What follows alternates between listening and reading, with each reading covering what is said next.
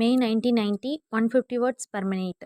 Start. Mr. Chairman, I am happy to welcome the demand for grants of the Ministry of Energy. I support the demand and while so doing would like to give a few suggestions for the consideration of the minister.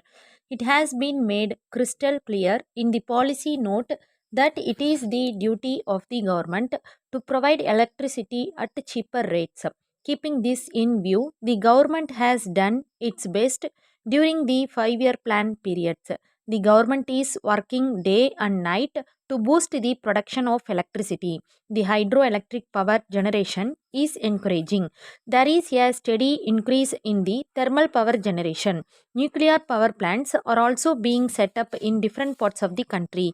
Generation of non conventional energy has also got sufficient impetus. Ultimately, the increase in generation of power is helping in the development of industries.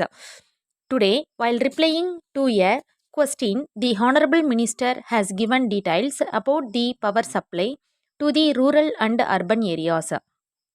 His reply showed great disparity in power supply between the rural and urban areas. It was glaring indeed. The life in the cities is more comfortable on account of regular power supply. It is high time that the government provided more power to the villages.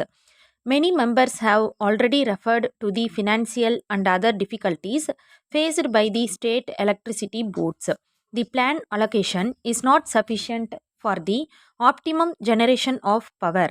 The government spends crores of rupees for energy generation, but we have to see whether it relieves the villages from the acute shortage of power. It is very essential to take the cumulative effect of the government money spent. We have also to concentrate more on non conventional energy sources like biogas plants, gobar gas plants, windmills, and many hydroelectric power plants. These sources of energy will provide an impetus to the integrated rural development programs. If we have to establish a socialistic pattern of society, it is imperative to know the problem of the rural masses. I hope that the Honorable Minister will do his best to boost the production of power and to supply it to the rural areas. Even after 40 years of independence, most of the villages do not have street lights. The condition of the electric poles in the villages is very bad. Most of them are very old. They are rusted and may fall on the huts in the villages at any time. Instead of replacing these defective poles in the villages, the department is trying to install new poles in the new areas.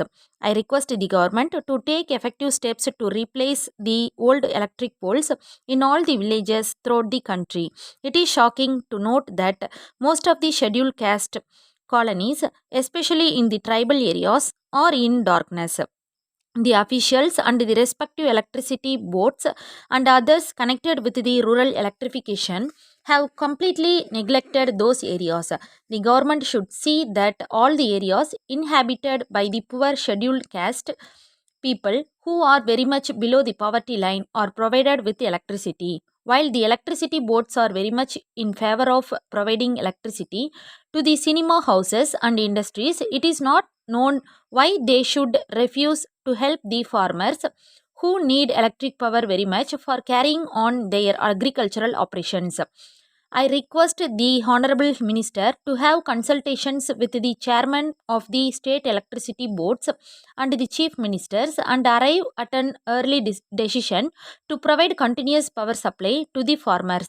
We should not forget the fact that it is the farmers who produce the necessary food grains for the entire country. Some members have urged the government to supply free power to the farmers. I have visited some foreign countries. During such visits, I have inquired about the power and water rates for farmers. To my pleasant surprise, they said that water and power were not charged.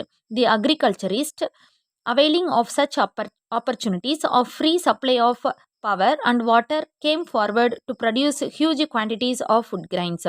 Why do not we also follow the same system to encourage our farmers? As a result of frequent power cuts, a number of industries have been adversely affected. Some of them had to close their business, and some others had to declare lockouts. So, the government should take positive steps to help the industries and solve the power crisis effectively. With these words, I conclude my speech. Stop.